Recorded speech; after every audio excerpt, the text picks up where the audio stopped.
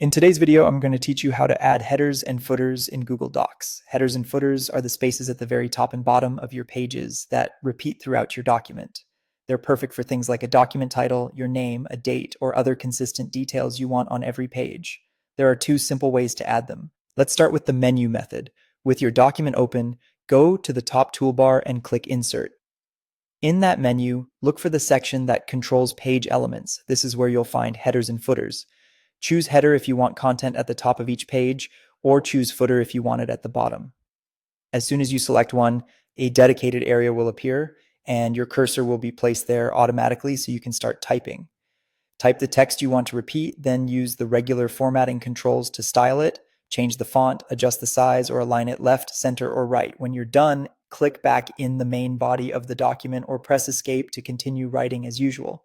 The second method is even faster. Hover your mouse near the top margin of the page until the header boundary appears, then double-click to activate the header. The same works for the footer. Hover near the bottom margin and double-click. This is a quick way to open those areas without going through the menu, especially handy when you're already navigating your document. A few helpful tips as you work. Keep header and footer text concise and consistent since it repeats on every page. If the space looks too large or too small, you can fine-tune it by dragging the bottom border of the header or the top border of the footer to adjust the spacing.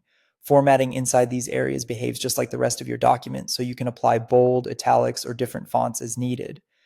If you change your mind, select the content in the header or footer and delete it. The area will remain available for future use. To return to the main document quickly, double-click anywhere in the body text. And that's all there is to it. Use the Insert menu if you prefer a clear guided path, or double-click at the page margins when you want speed.